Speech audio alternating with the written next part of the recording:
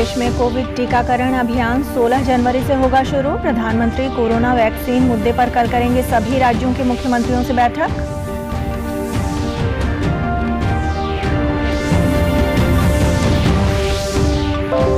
देश के 7 राज्यों में बर्ड फ्लू की हुई पुष्टि। हरियाणा, केरल और हिमाचल प्रदेश में केंद्रीय टीमें तैनात। केंद्र ने राज्यों को एहतियात बरतने के दिए निर्देश।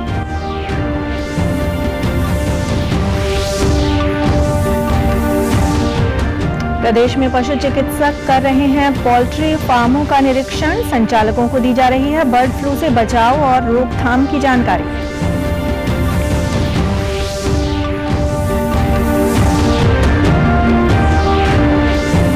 और हर घर नल हर घर जल प्रोजेक्ट के तहत फतेहाबाद में जनप्रतिनिधियों को दिया जा रहा है प्रशिक्षण। शुद्ध जल पहुंचाने के लिए प्रदेश में हो रहा है तेज गति से कार्य।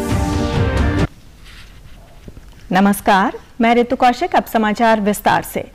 प्रधानमंत्री नरेंद्र मोदी कोरोना वैक्सीन के मुद्दे पर कल वीडियो कॉन्फ्रेंसिंग के जरिए सभी राज्यों के मुख्यमंत्रियों के साथ बैठक करेंगे। बैठक के दौरान प्रधानमंत्री देश में कोविड-19 की स्थिति और टीकाकरण की तैयारियों और व्यवस्था को लेकर चर्चा करेंगे। देश भर में 16 जनवरी से कोविड टीकाकरण अभियान शुरू होगा। प्रधानमंत्री नरेंद्र मोदी की अध्यक्षता में कल देश में कोविड की स्थिति और राज्यों तथा केंद्र शासित प्रदेशों में टीकाकरण की तैयारियों की उच्च स्तरीय समीक्षा की गई। सबसे पहले करीब 3 करोड़ हेल्थ केयर और फ्रंटलाइन वर्कर्स को टीका लगाया जाएगा। एक रिपोर्ट। जी हां, 16 जनवरी से पूरे देश में कोरोना के खिलाफ टीकाकरण अभियान का आगाज होगा। दरअसल प्रधानमंत्री नरेंद्र मोदी ने देश में कोरोना की स्थिति और टीकाकरण की तैयारियों को लेकर शनिवार को एक उच्च स्तरीय बैठक की। इस बैठक में देश में कोरोना वैक्सीनेशन शुरू होने की तारीख पर फैसला लिया गया और आखिरकार इसका ऐलान कर दिया गया। लोहड़ी, मकर संक्रांति, पोंगल, माघ बिहू जैसे त्योहारों को देखते हुए 16 जनवरी से वैक्सीनेशन शुरू करने का फैसला लिया गया। बैठक के बाद पीएम मोदी ने ट्वीट कर कहा कि 16 जनवरी को भारत कोविड-19 से लड़ने की दिशा में एक महत्वपूर्ण कदम आगे बढ़ाएगा। उस दिन से भारत का राष्ट्रव्यापी टीकाकरण अभियान शुरू होगा। हमारे बहादुर डॉक्टरों, हेल्थ केयर वर्कर्स, सफाई कर्मचारियों सहित फ्रंटलाइन कर्मचारियों को इसमें प्राथमिकता दी जाएगी। इससे पहले 11 जनवरी को पीएम मोदी सभी राज्यों के मुख्यमंत्रियों के साथ वैक्सीन के मुद्दे पर बैठक भी करने वाले हैं। सबसे पहले करीब 3 करोड़ हेल्थ केयर और फ्रंटलाइन वर्करों को टीका लगाया जाएगा। इसके बाद 50 साल से ज्यादा उम्र के लोगों और इससे कम उम्र के उन लोगों को टीके लगेंगे जो पहले से ही किसी गंभीर बीमारी से पीड़ित हैं। ऐसे लोगों की तादाद करीब 27 करोड़ है। बैठक में कैबिनेट सेक्रेटरी, पीएम के प्रिंसिपल सेक्रेटरी, हेल्थ सेक्रेटरी और दूसरे बड़े अधिकारी भी शामिल हुए। दरअसल भारत में बनी 2 कोरोना वैक्सीनों को सरकार ने आपातकालीन सीमित इस्तेमाल की इजाजत दे दी है। बैठक में प्रधानमंत्री ने देश भर में कोरोना टीकाकरण की तैयारियों के बारे में जानकारी ली। इस दौरान उन्होंने CoWIN vaccine delivery management system के बारे में भी जानकारी दी। ये एक ऐसा डिजिटल प्लेटफॉर्म है जिससे कोरोना टीकाकरण की रियल टाइम निगरानी, वैक्सीन के स्टॉक से जुड़ी सूचनाएं, उन्हें स्टोर करने के तापमान और जिन लोगों को वैक्सीन लगनी है उन्हें ट्रैक करने जैसे काम होंगे। अब तक 79 लाख से ज्यादा लाभार्थियों ने कोविन पर रजिस्ट्रेशन करा लिया है। भारत में कोरोना टीकाकरण के पूर्वाभ्यास के लिए अब तक 3 बार देशव्यापी ड्राई रन भी किए जा चुके हैं। तीसरा देशव्यापी ड्राई रन शुक्रवार को ही हुआ था। ड्राई रन के जरिए वैक्सीनेशन के लिए सरकार की तरफ से बनाए गए app Covid vaccine intelligence network यानी कोविन का भी टेस्ट किया गया। बैठक में पीएम को राज्य और केंद्र शासित प्रदेशों की सरकारों के साथ मिलकर केंद्र की तैयारियों की स्थिति के बारे में भी अवगत कराया गया। 16 जनवरी से शुरू होने वाला टीकाकरण अभियान लोगों की भागीदारी के सिद्धांतों के आधार पर आधारित होगा।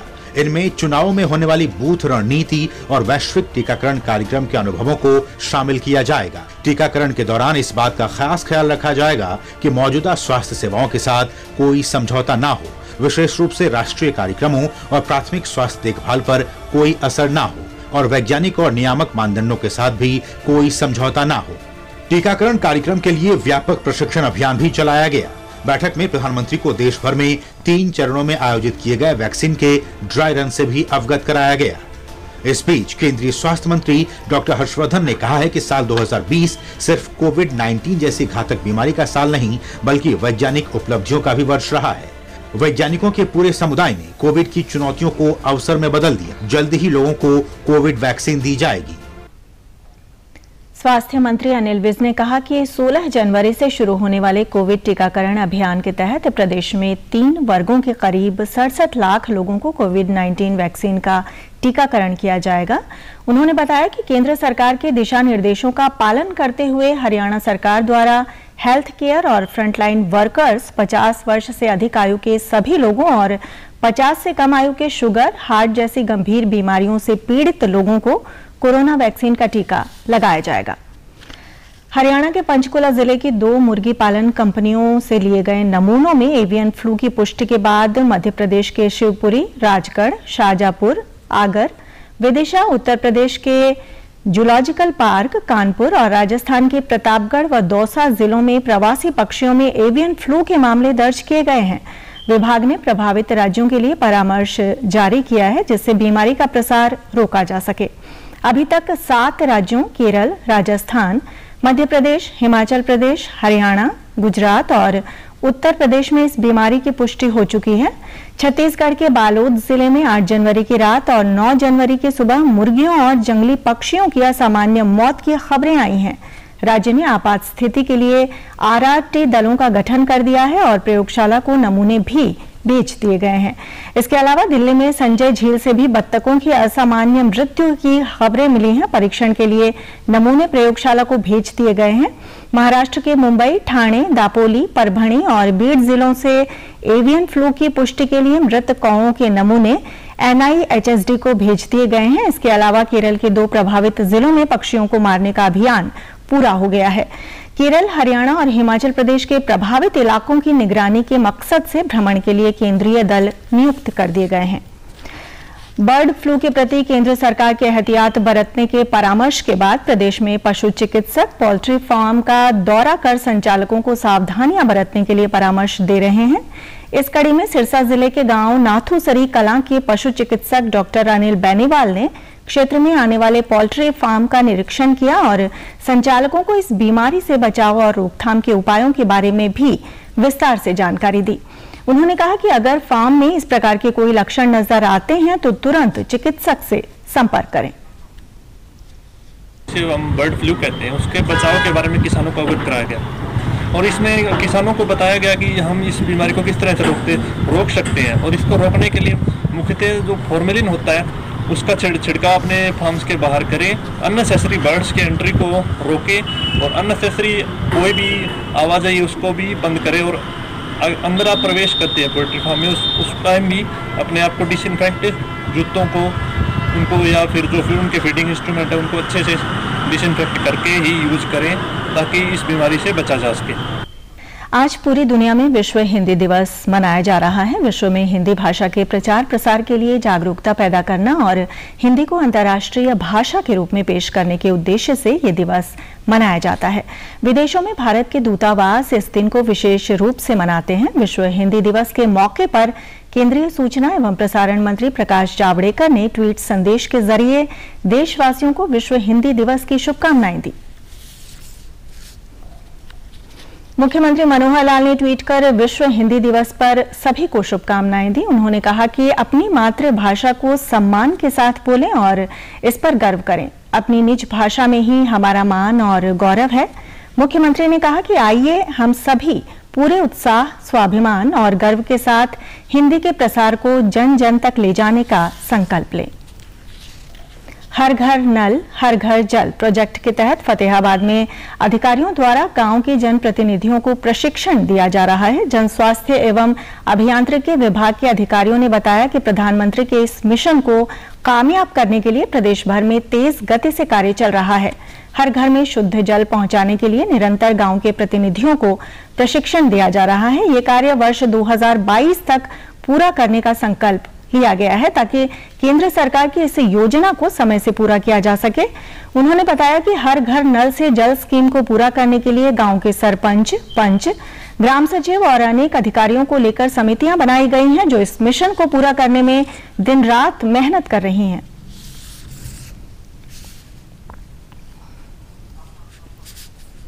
हमारा ट्रेनिंग में उद्देश्य ये है कि जो समिति सदस्य हैं वो अपने अधिकार क्षेत्र के बारे में इनको बता रहे हैं कि आगे से जो पेयजल व्यवस्था है ग्रामीण क्षेत्र की वो पंचायतों को हस्तांतरित कर रहे हैं, इसकी रख रखाव और इनके अधिकार पूरे रहेंगे। गांव में कहीं पाइपलाइन डलनी है, कहीं लीकेज है, कहीं डोजर सिस्टम क्लोरीनेशन में कमी है, तो ये सारे अधिकार क्षेत्र इस समिति के तहत रहेंगे। पंचायत को पूरी पावर रहेगी कि वो अपने पेयजल व्यवस्था का रख रखाव करे, संचालन रहे, ताकि गांव स्तर पे आने वाली जो समस्या है उनका तुरंत ही निवारण किया जा सके पंचायतों द्वारा। ये जो मुहिम चलाई है ये लोगों को जागरूक करने के लिए, पानी बचाने के लिए, सफाई रखने के लिए, और इसके साथ जो है हेल्थ डिपार्टमेंट, पब्लिक हेल्थ, नगर पालिका, हम सारे ही इंक्लूड हैं।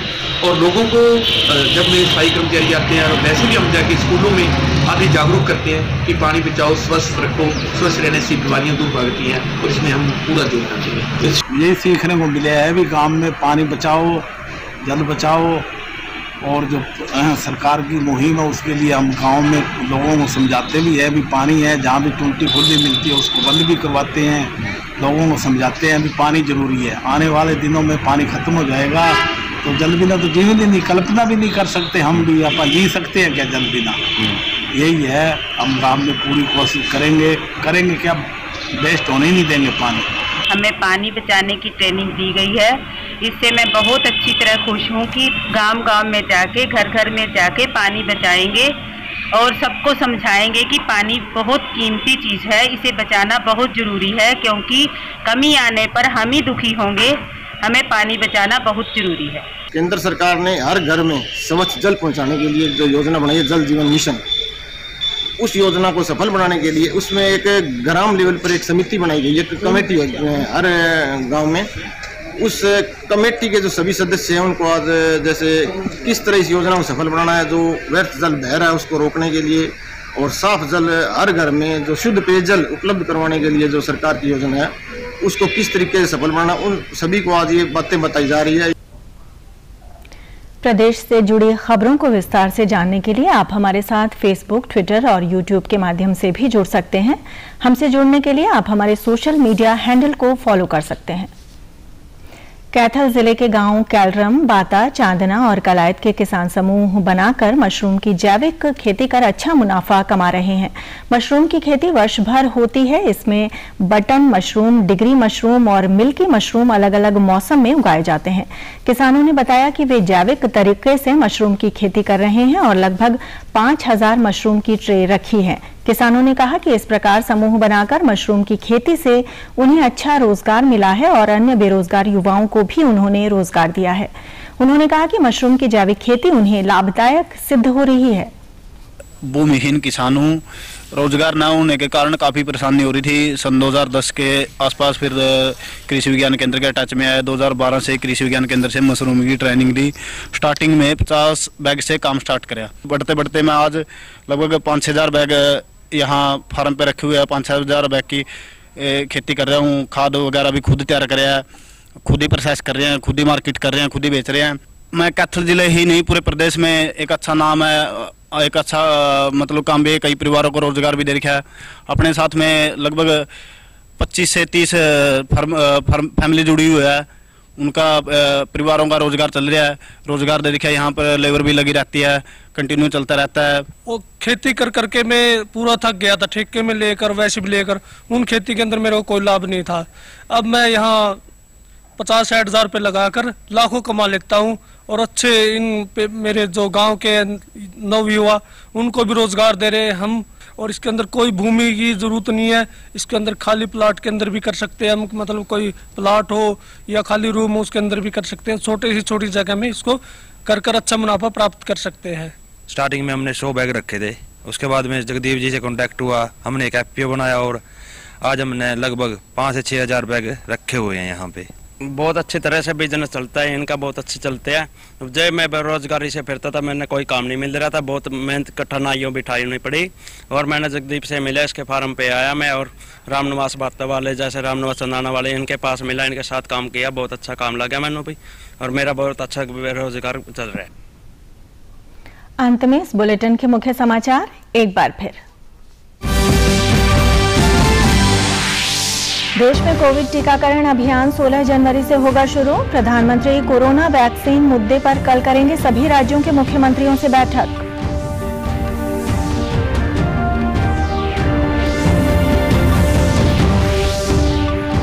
देश के 7 राज्यों में बर्ड फ्लू की हुई पुष्टि। हरियाणा, केरल और हिमाचल प्रदेश में केंद्रीय टीमें तैनात। केंद्र ने राज्यों को एहतियात बरतने के दिए निर्देश।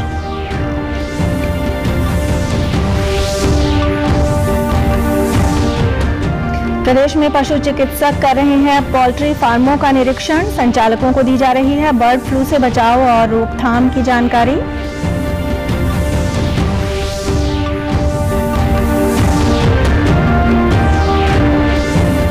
और हर घर नल हर घर जल प्रोजेक्ट के तहत फतेहाबाद में जनप्रतिनिधियों को दिया जा रहा है प्रशिक्षण। शुद्ध जल पहुंचाने के लिए प्रदेश में हो रहा है तेज गति से कार्य। समाचारों में आज इतना ही। नमस्कार।